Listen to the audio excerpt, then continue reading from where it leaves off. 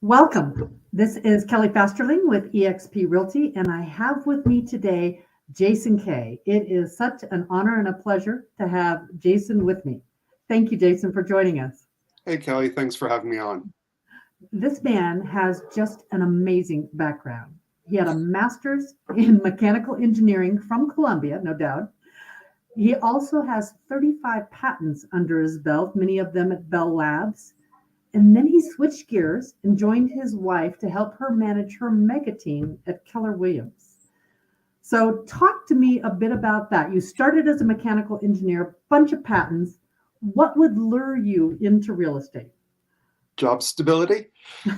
Seriously, the path seems kind of strange to most people until you lay it out. So I started off as an engineer, got my master's while working full time, got most of my patents in Bell Labs in that process, jumped to a couple of telecom startups during the dot-com craze. Yeah. Those, of course, didn't survive, made it through several economic downturns, but I never really kept a job for more than 3.5, 4 years at most, because I joined the company, it would be fast paced, there'd be growth.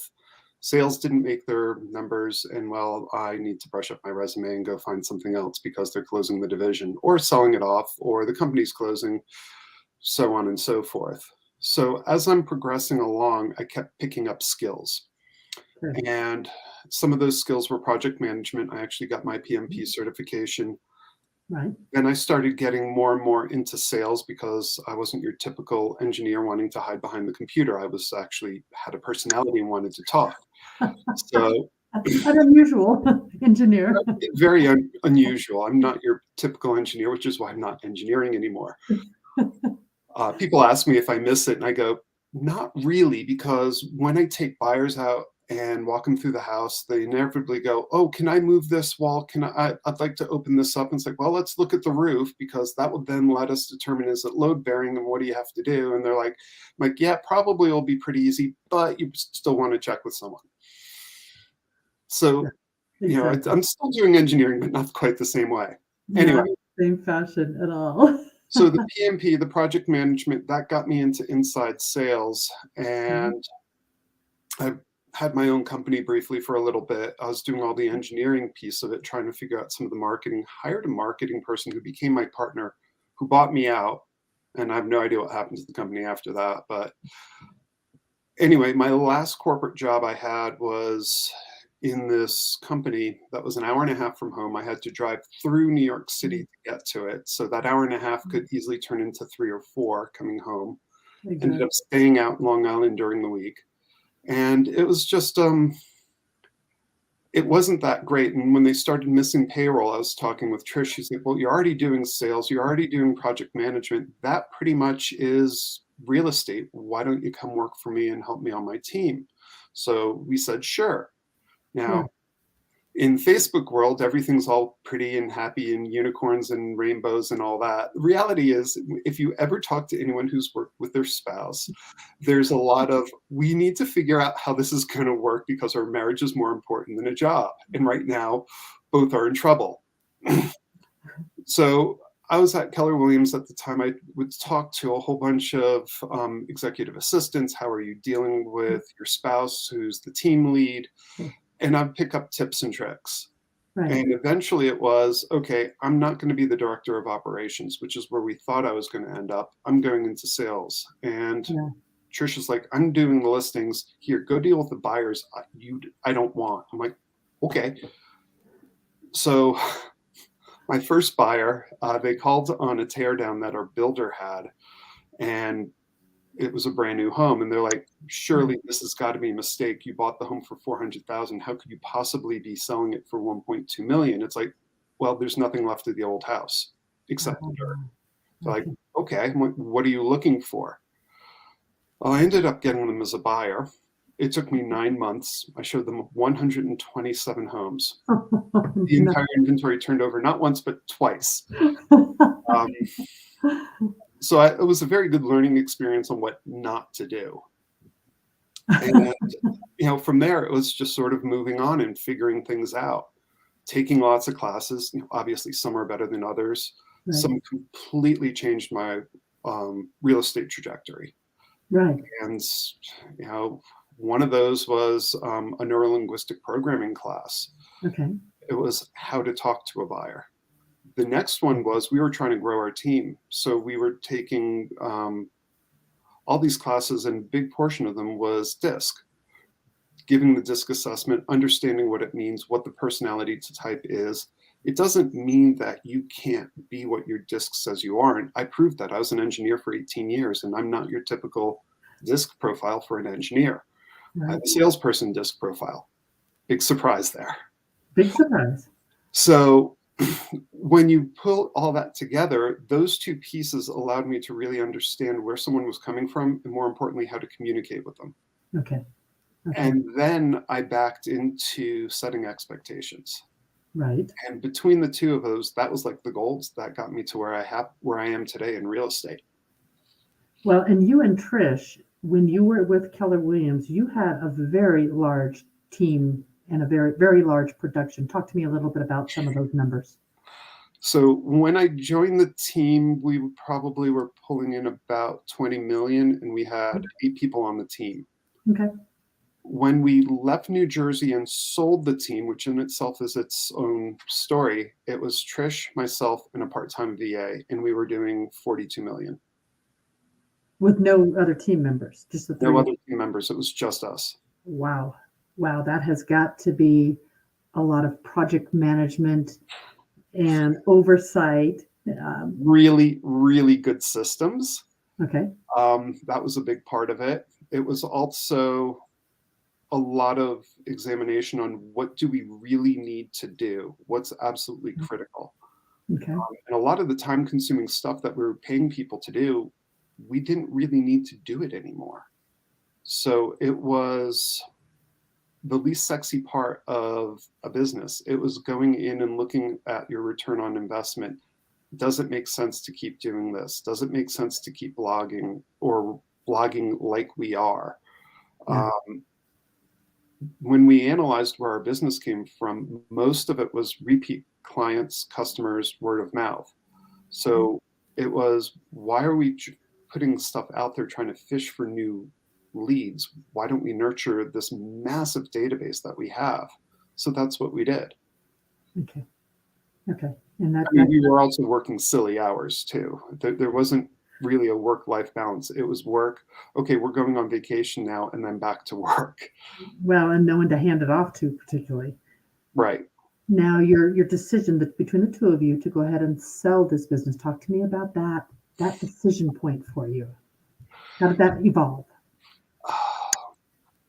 So, simple question with a very long, complex answer.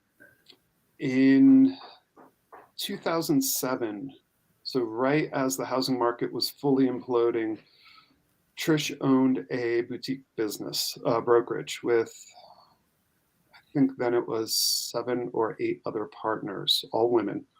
Okay. It wasn't being run so much as a business, but more as a sorority. The one with the loudest voice won.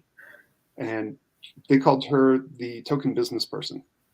And she was just getting really frustrated with it. We'd just renovated a house, loved the house, but the house owned us. We didn't own the house. And I had a job. It was about 45-minute to an hour commute that was okay. I didn't love it. I really didn't love it. I didn't hate it, but it was just a job. Yeah. And both of us had these really, really awful meetings on a certain day of the week. It was like a Tuesday or a Wednesday.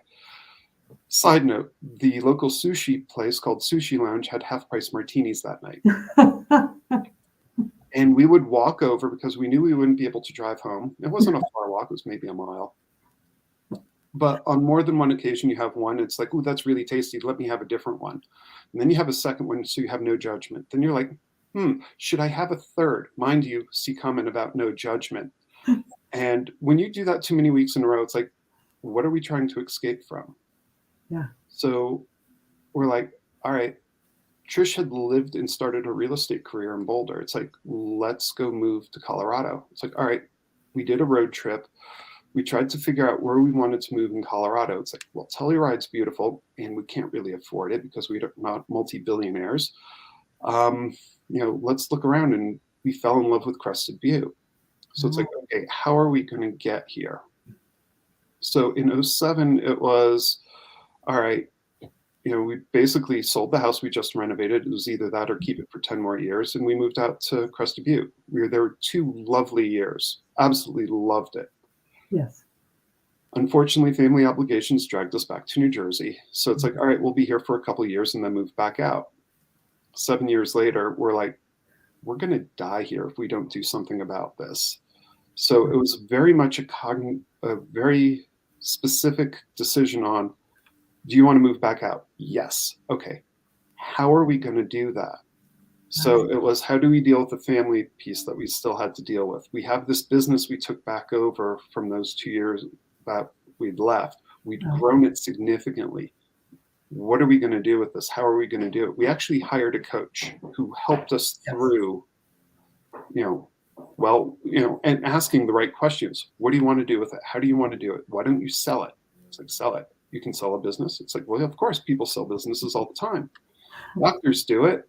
You're selling a book of business. So we figured out how to evaluate. We sold it. And the person we sold it to, she moved on, sold it to another team, which, by the way, we just brought on to EXP. And they took our business. The team that bought it was actually smaller than we were when we left. And in the 5 years, they took their business that was probably about 20, 30 million, and they're now doing 110 million. Wow. Yeah. Good for them. So it was very much a decision. We want to move back out here. So we did. Okay. And it was, how do we do it? And that's where we got help to figure out how to do it, because it's starting over a new business again. It is. It is. Well, and you mentioned EXP. Mm-hmm. At what point in time did you and Trish move into EXP, and why did you do that? We had every intention of staying with Keller Williams, who we were with in just outside of Midtown Manhattan in New Jersey. And when we got to Boulder, Boulder's best described as 23 square miles surrounded by reality. When you're in Boulder, people want to deal with people who are in Boulder. They want to deal with businesses who have Boulder addresses.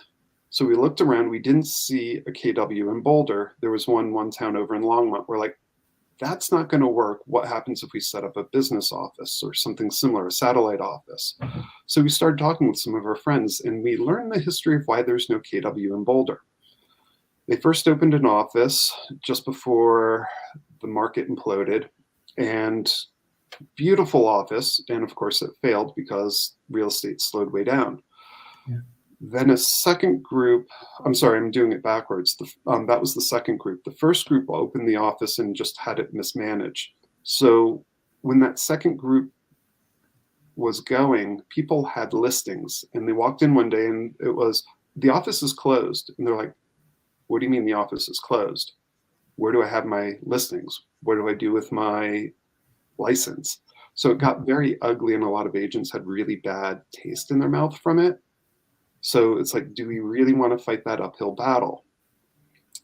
And Trish goes, hey, there's a couple people I know that switched from KW to this company called EXP. I'm like, okay, what is it? She's like, I have no idea. Right. We were traveling to a Leaders in Luxury conference with the Institute of Luxury Home Marketing. It happened to be in Dallas that year. She's like, I'm going to call Sherry Elliott. She's in the Dallas area. She moved to EXP. Let me ask her about it. So we met her at the bar. She told us about it. We're like, interesting. She's like, when you get home, let's do a webinar. I'm like, okay. Did the webinar, and I'm looking at it. I'm like, this is too good to be true. This can't be right. So I'm sitting there. I'm like, all right, give me the data. Let me start to poke holes in it. And the engineer coming out. And I'm poking at it. I'm poking at it. I'm poking at it. I'm like, no, this is solid. There's no real tricks here. Yeah. And that's when we switched over. I mean, Trish already had a Colorado license from when we were here in 07, 08, 09. I went and studied because I was already licensed, and got my license in about 2 weeks. Was, study for the test. All the stuff you're supposed to know that no one remembers after they take the test. Because you don't really need it for doing the job. You need to know enough where it's like, let me ask the question if I can do this because I don't remember or what the specific ruling is. Right, Okay, cool. right. But it's enough. All you have to know is you need to know to ask the question on, can I do this? The rest of it's like, it's all good. Yeah. So from there, it was, all right, just start rolling from there. Okay. Okay. Well, and you have focused your career in real estate on buyers. You've really Yeah. honed your skills with buyers. You took that first client you had, the 127 homes showed, and you really created some good success. Talk about what you've learned, some of the key points to help some of our agents, some of the key points of working with buyers, and then what your more recent success has been with buyers. Okay. So I learned very quickly what not to do and how not to handle buyers. Where we lived in New Jersey, we were a bedroom community for stockbrokers and lawyers, mostly out of Manhattan. So very aggressive personalities that you had to deal with. Some might call out them know-it-alls. There's several other more colorful phrases I'll refrain from repeating, but it was a very specific personality type, very difficult to crack. And if you showed weakness, they would pounce on you. So you couldn't show weakness. So as a new agent, you're like, well, I don't know what I'm doing. So you had to figure out, first of all, what's the weakness and how to turn it into a strength. Okay, rule one, no one's going to know it all. So tell them up front, you don't know it all because no one does. Do you really know what the age of the furnace on the third showing you're going to is? Do you think you need to? I mean, seriously. I got asked, how much does it cost to cut the grass? I'm like, seriously, dude, you're moving from South Carolina to Colorado. It's going to cost more to water your grass than cut it. He goes, okay, how much is it going to cost to water? I'm like, I have no idea. Let me go contact the other agent and see if we can get the water bills, and then I'll let you know. So that's a great example of having the confidence to say you don't know it, Right, where people will respect you for not knowing it. right. Another huge part of it in that area, especially of New Jersey, people expected you to work all the time because they did. So I learned very quickly, if you don't want to answer the phone at 11:30 at night after you've started to fall asleep, you need to set the expectations that you are a professional, like an attorney or a doctor. You can't get the doctor all the time. You can't get your lawyer all the time. You can't get to the bank all the time unless you have an app. Then it's not the bank, it's an app. So knowing that, you set the expectations when you first meet the people that I work from 8 a.m. to 6 p.m. 6 days a week. I take 1 day a week off. Is that okay with you? Even there, they're like, yeah, you really should take at least 1 day off. Here, Colorado, everyone's like, oh God, you only take 1 day a week off? It's like, yeah, but I didn't tell you when. So am I going to go sit on I-70 in traffic for 4 hours to go skiing? No, I don't drive up Friday or Saturday. I avoid those days. Might I go up the day before a big powder dump? That's probably my day off. Yeah. So setting expectations is huge. It Right, does two things. First of all, it gives you your life back. The second piece that it does for you is you get to tell people what's going to happen before it happens. So when it happens and they're freaking out, they hear you and remember, and it's like, you said this was going to happen. I'll give you a couple examples of what this looks like. So when I'm doing the buyer consult, I actually have a whole list set up on what the process looks like from, looking for the house, setting your criteria all the way through closing. And when we get down to making an offer or having your offer accepted, I tell the clients, you are likely not to sleep when this happens. Like my wife and I, we've bought 7, 8, I don't know, maybe 9 houses by now. We still wake up in the middle of the night, 2 or 3 o'clock in the morning. I'll roll over, I'll see our eyes open and go, you can't sleep either. No. It's like, don't we tell our clients this? Yes. And this is the story I tell my clients. So the day after, I go, well, how'd you sleep? And sometimes they go fantastic, and other times they laugh and go, yeah, we woke up in the middle of the night too. Versus freaking out, this isn't right. So that's the difference on setting expectations. And you could do that with not just making the offer, but anytime there's a sticking point before inspections. while you're before negotiating on inspections after you've had them. Any time where someone may wig out and want to cancel, this is when you go through and you talk about it and tell them, hey, listen, I'm not going to talk you out of canceling because you have 18 places in the contract where you can walk away. I can't talk you out of that many. If you don't like the house, you're not going to buy it. Whatever I say isn't going to work. If there's something major on the house, let's say there's an underground swimming pool in the basement, or you could see through the foundation walls and see daylight outside. It's like, probably don't want to buy the house. I get it. Good reason to cancel. And I've had clients do that, but not many. And I've had very few clients cancel when they're in. The last deal I had, Trish didn't think we were getting to closing. I'm like, we are going to get to closing. Not if it kills me, but we're going to get to closing. We're not that far apart. The buyers were a little stubborn. The seller was more so. And the personalities just kind of clashed because you had a sales guy who was doing flips versus an engineer. And their idea of right and wrong kind of was going like this. They never really intersected. They never really got to a point where they trusted each other. It's like, it doesn't matter. You're not buying the seller. You're buying the house.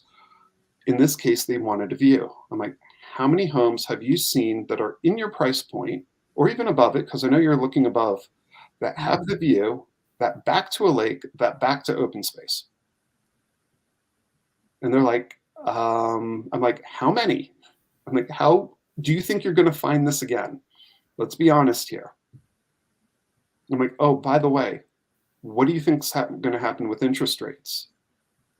Well, they're probably going to go up. Yeah, all right. What do you think that's going to do to your affordability? Well, we're buying cash. Okay. What do you think that's going to happen to people who are selling homes that need a mortgage to buy their next home? Well, they'll be able to afford less. So what do you think that will make them do? Be more inclined or less inclined to sell their home? Well, less inclined. So do you think that means that you'll have a good chance of finding a home with this view back into open space and a lake in the future, knowing that there's probably going to be fewer homes? Probably not 9 times soon. Okay, so when do you want to move out here and get your dream home and retire? So it's knowing where their pain point is. And that goes into the very first thing that I do with those buyers. I actually have an interview. It's a conversation. I use a form. It's called LP Mama. You could go Google it. Okay. LPMAMA. There's a bunch of them out there. Okay. And it's lead, price, motivation, blanking on a couple of the others. The last one is working with another agent. Okay. But it's all the questions you should be asking them. And it goes through the whole process. So I knew what their pain points were. I knew what they were looking for. I knew why they were coming out. There's a section in there that's actually not on the form. I asked them what they do for a living. Part of what I'm doing there is trying to figure out their disc profile. And once I know their disc profile, now I know how to communicate to them. Right. So if they're an engineer or an accountant, they're probably an SC or a CS. Well, SCs are scaredy cats. They're afraid. They also are emotional, even though they try not to be. So they buy a home on the way it feels, and then they try to use numbers to justify what they're doing. Okay. So bury them in the numbers. Pull solds in the neighborhood. Hey, do you know there's only 2 other homes that have sold in this neighborhood? One's 200,000 more and the other's 350,000 more. Hey, this sounds like a great deal now to them. Comps, currently listed, just get the data. And, if you want to just dump on them, just pull the raw data and dump it. Or what you could do is, here's 3 homes that are comparable. Here are the last 3 homes that sold in the neighborhood, because some people will get overwhelmed with the data and just start digging into the data and completely miss what they're trying to do. Yes. So it's knowing who your client is. In this last case, the person that I had, he was more of a D with a trailing C, which is more of an executive. DC's nickname is don't care. They will run over your emotion and not even realize they're doing it. I even had someone's spouse tell me that's what they're going to do. It's like, just ignore him. That's him. I'm like, okay. And then he went off and did something like that. And she looked at him and went, that's what I was talking about. I'm like, all right, whatever. So knowing what they're doing really helps. Knowing when they're different, how do you communicate to both? And I'll actually turn and talk one way to one and another way to the other. So Mhm. they both will hear me. Um, Great little side story on this. And this is how I figured out how to do this. I was showing this high-powered Wall Streeter, total DC. He had the personality of a wet paper bag, but really direct. Give me a checklist on what I need to do, and I'll go hammer it out right now before lunch. And it's already 12:35. His wife, complete opposite. Really high I, loved to talk, was all about the touchy feely. I remember the house. It had flagstone sidewalk walking up to it, flowers along the side. It was late spring. You could smell them. It Yeah. was white center hall colonial with a black door. Walk up to the lockbox. I open the lockbox. I look at him. I go, this is the house you told me you wanted to buy. It checks everything on your checklist. And then I opened the door and let him loose. I stuck with the wife because the listing agent, when I called to make the appointment, and I called because I wanted some intel, she told me that this neighborhood typically will have a block party at Memorial Day weekend, and we're getting up to that. So I'm telling my wife about this block party. They shut off the street. They have the police shut down the street. They get a bouncy castle. They have they bring a caterer in for half the food. Joe down the street pulls a smoker forward with a whole pig on it type of thing. I mean, I just painted a beautiful party image, wholesome, kids running around, everyone having a good time. Yes. She was sold on the house pretty He's much having a party. until we walked from the front door to the kitchen, which it wasn't that far. We were in the backyard looking around. The husband goes, okay, I'm done. And she goes, can I look at the rest of the house? He goes, sure, but you're going to buy it. It checks off everything you want. I mean, that was his personality. And it was funny because she was the one that was making all the decisions, even though he seemed to be the dominant one. Right.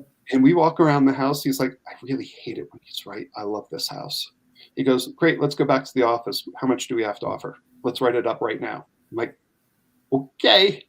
So that's what we did. And, I'm like, okay, in the conference room, I pulled up the forms. I started filling it in. I'm like, do you want me to order some lunch? He goes, no, it's all good. We can go.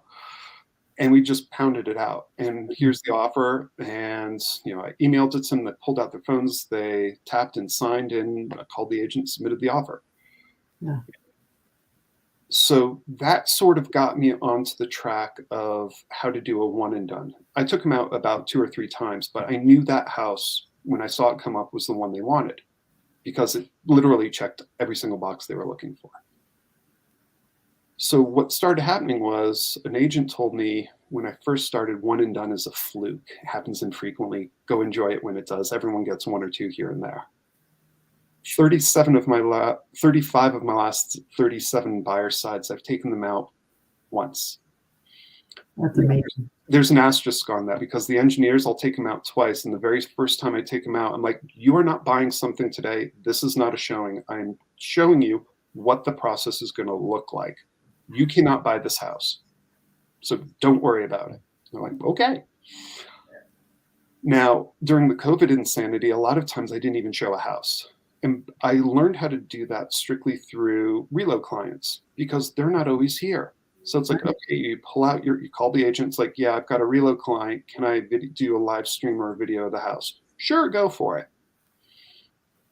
So that's what I did. And make sure you get that at least verbal confirmation or a text confirmation from them because you don't want to do a video and then have the homeowner go, you're not allowed to do that. So that was the whole ACU, I think, from last year was don't do that. So, with this, I was starting to take people around. The client before, I took her out once.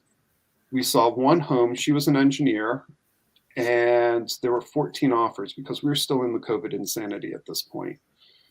And she's going, oh my God. I'm like, well, we have several choices here. We can start looking at a lower price point. So when we do get into this bidding war, you'll have enough cushion to be able to max out and beat everyone else out. We could look in different areas. She's like, okay. She's like, by the way, we're going to be off in Glenwood Springs for a while. So, the next month we're not doing anything. I'm like, all right, cool. 3 or 5 days later, I'm up in Vail. I was planning to be there for a while. I didn't have other clients that were active at the time. I was working on other projects. And they're like, we love a house in Evergreen. I'm like, great news. I don't know Evergreen. I'm like, I'll be happy to refer. They're like, no, no, no. We want you. We want your expertise. We want you to negotiate for us. We'll look up anything about Evergreen. Don't worry about it. I'm like, okay.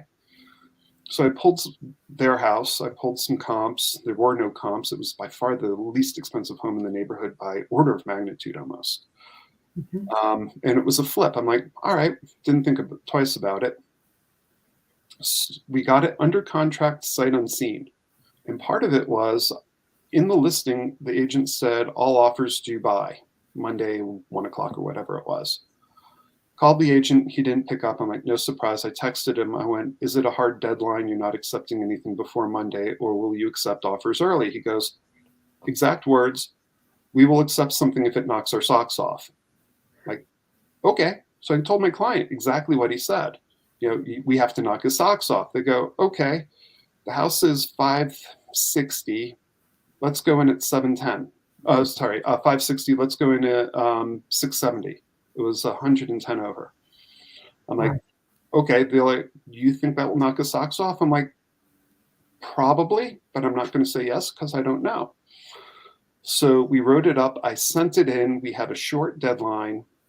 He goes, I'm going to need a little bit more time because I have to reach out to my other owners with me. He owned the property, and there were 2 other flippers that were in it with him.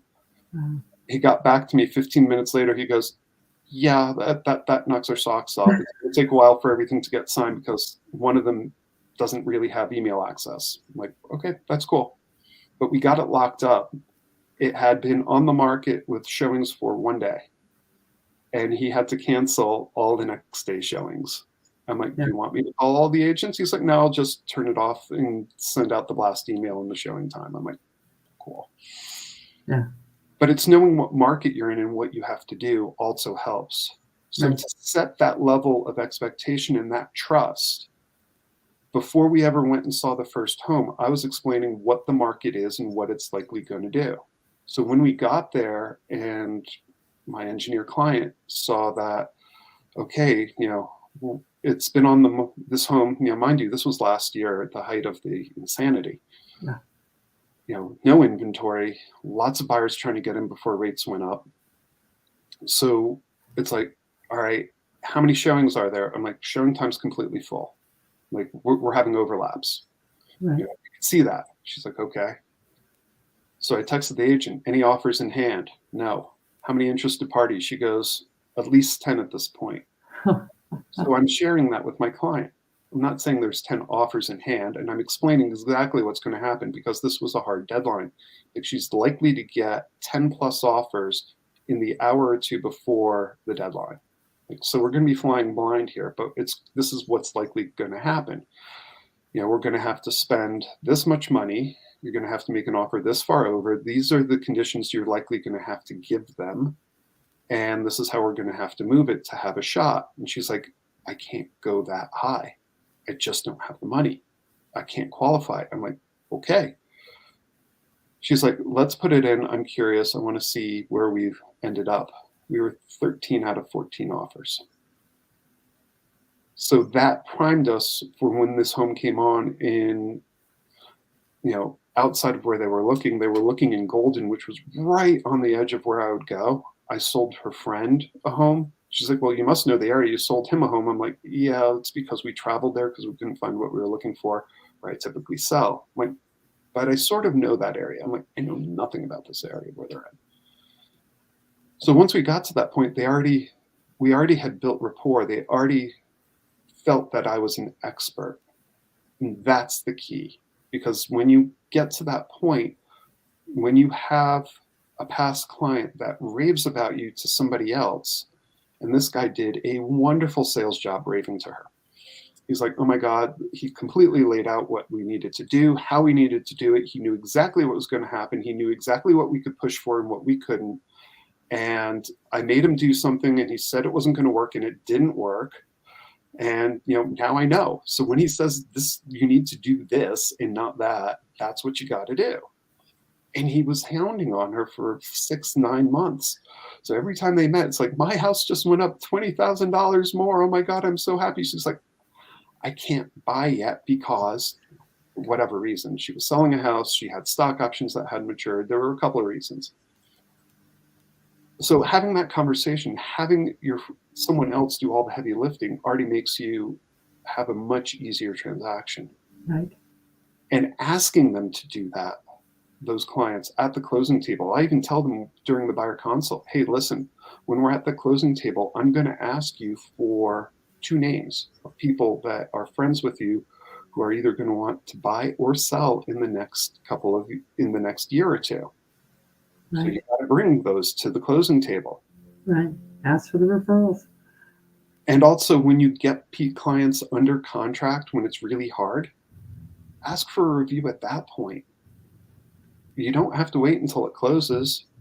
I mean, closing time can be a great time to do it, but also they're now thinking, oh my God, I have to pack everything up. I have to schedule the mover. I want to paint. I want to replace the carpet before I move in, Right. And on and on and on. Oh, I need to fence the yard for the dog. Who do you know that puts up fences? No one in there. Well, I'll tell you what, let me go reach out to my network and I'll find someone for you that comes recommended. Exactly. I'll jump onto Workplace on EXP and do that.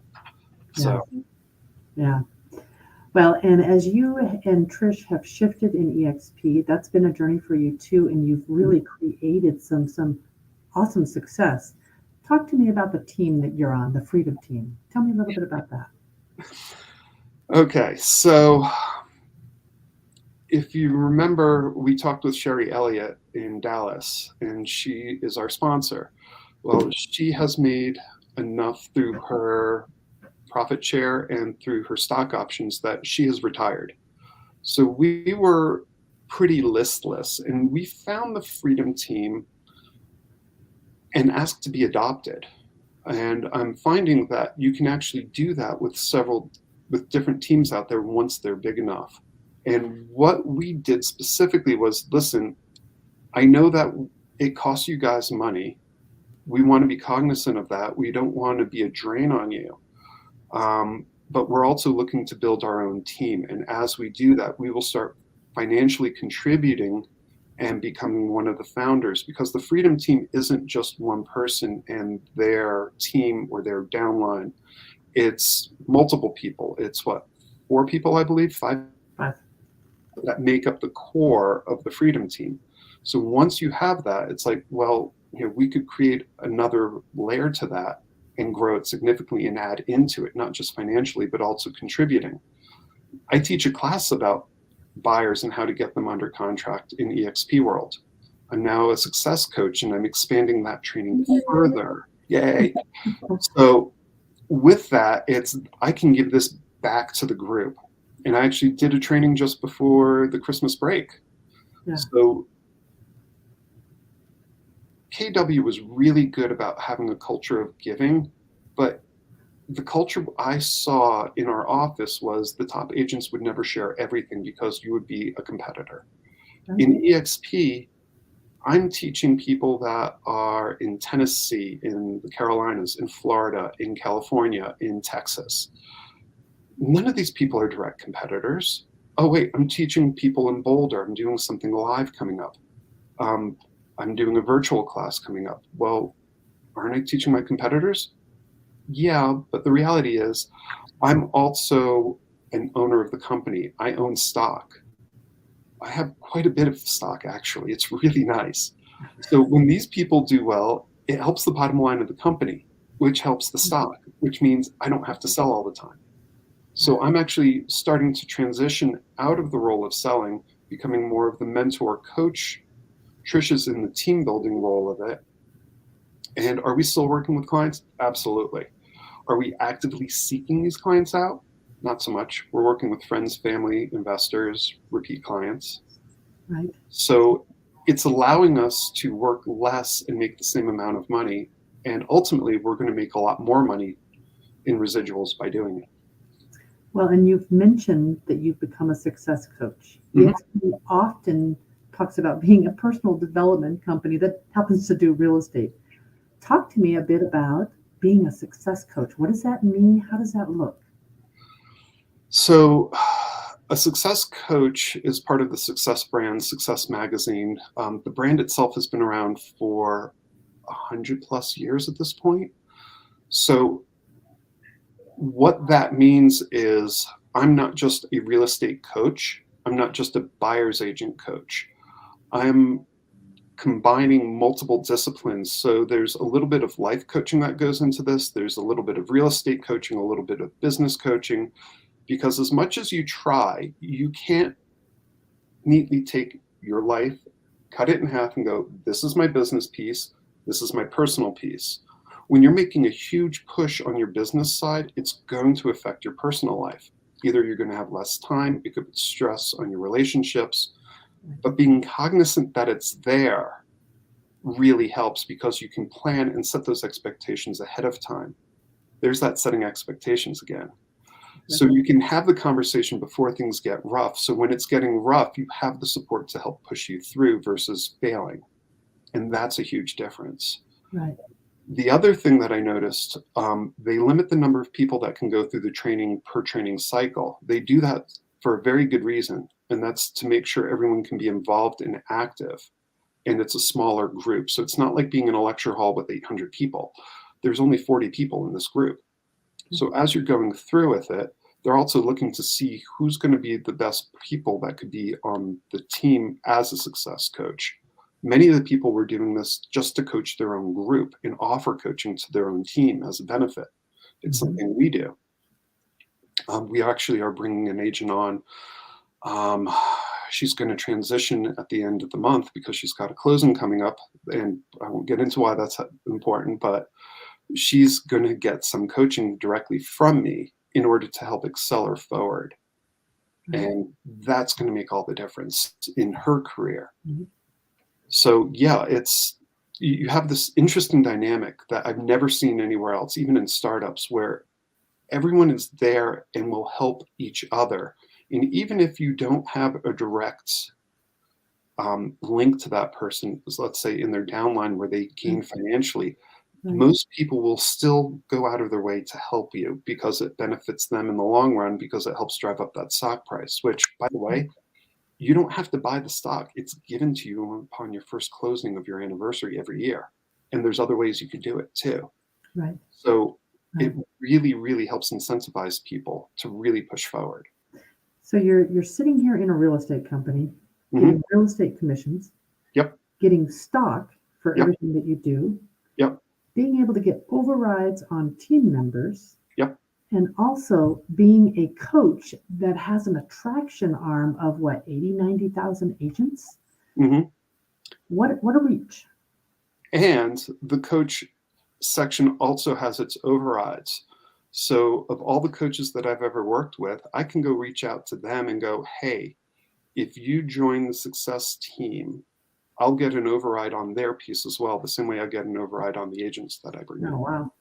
Oh, wow. That's huge. That's huge. Now you have an event coming up, a big event coming up on the 19th. Talk Yep. about that one. It's getting 23 additional closings in 2023. So, when we set this up, we were looking for the market is changing. How do we set people up for success? And listings are always key to that success because you need to list to last. And for me, I love buyers, but a lot of my buyers came from listing leads in disguise that they had homes to sell. Right. So it's like, all right, how do we push this? Everyone wants more listings. Well, there's a couple key components to it. One that no one likes to talk about is mindset, having the right mindset to do what you need to do in order to get there. So we have a mindset coach who's going to be talking for a half hour. We have Gene Frederick, who is the legend. He owned multiple KW franchises. He was a regional director, which means he sold franchises. He's taught thousands of agents how to lead gen. He has literally written a book on 101 ways to lead gen. Okay. He's going to be speaking about how to lead gen, which is another sexy topic nobody wants to really talk about, or I should say unsexy topic. The last person we have on, Simon, he's the lead on the mega team that we brought in from New Jersey, who does 110 million a year. He's going to give the secrets on his listing presentation, what he does to prepare for it, how to get there, what that looks like, and what needs to be done in order to get the listing signed up. So it's basically the whole progression on what you need to get there and how to get 2 extra listings every month and then a bonus one at the end of the year. Okay. Okay. How would people sign up for that? There is a link. I can give that to you so you could drop it in the description. It's an Eventbrite link and it's absolutely free. So all you do is just sign on up and attend. There is a limit. So be cognizant of that. Don't wait until the last second, hoping you can get in. We are filling up at a pretty good clip.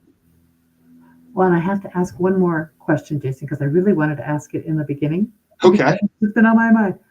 What kind of patents do you have under your belt? So if you do a US TPO search, United States Trademark and Patent Office, you'll find there are 2 Jason Ks. All my patents were in New Jersey. A lot of them are brackets. I have a patent on a screw. It's really not sexy stuff. In real estate, we say R&D is called rip off and duplicate. As an engineer, I did a lot of rip off and duplicate. I was taking ideas from other industries, from other sectors, and reusing it. So when you write a patent, it's granted, it could be for one of 2 reasons. The first is you have created something that is new and novel. The second is using something that's existing in a new and novel way. So those little blue pills that people take, those weren't developed for that initial purpose. Those were initially developed for something else. So, you might notice my lovely haircut. You could take a pill that would help regrow hair, except that pill was initially developed for, I think it was liver disease. So they got another patent to reuse the pill in a different way for a different reason. And that's the same thing that I was doing. So a lot of it was taking, I used a thermal battery technology that BMW created. And basically it would store heat energy. And what I was doing was I was cooling electronics in this daytime and heating them back up in the evening. Okay. So, here in Colorado, we get crazy swings in temperature. This would help even that out. And if you had a box of electronics on the side of your home for your telecom or your internet, it would keep working. Right. So that's the type of stuff that I did. They're really varied out there. Most of it was telecom. I'd say probably 34 of the patents that were granted were from Bell Labs. Okay. But they were utility patents along those lines. And it's interesting. it's fun stuff. And the reason why I got so many was the person who taught me to write patents, which is a skill. He did that because we were getting $1,000 per patent application at the time because Bell Labs was really upset they were number 3, in a very distant number 3 in the US. So they wanted to incentivize us to write more patents. So we did. And the year that he taught me, he got 35 patents. I'm like, I'm going to get 35 patents next year. My core group that I worked with, we came in a couple Saturdays a year, I think 2 or 3, and we just absolutely cranked these patent applications out. Between us, we put in over 100. So per patent application, 100, that's $100,000 extra. That was doubling my salary. Exactly. For a couple of Saturdays worth of work, hell yeah, I'll buy the pizza. And he just sat there and cranked these things out. Well, that year I got 35 patents. My mentor got 122. Oh, wow. Wow. That is amazing. Jason, it's been just a treat to talk with you today. Absolutely, Kelly. Thanks so much. Find your journey and to have you and Trish as just very good, dear friends. It was an amazing chance, coincidence that we met. And I'm so happy that we did meet. It has been a wonderful, wonderful trip, and it has absolutely changed our trajectory and how we interact inside the company. So thank you as well. you are welcome. Thank you so much. And I wish you the best on your event. If anyone is interested in this amazing event that Jason is putting on, just reach out to Jason or reach out to me and we'll get you the information. Take care. Thanks so much, Kelly.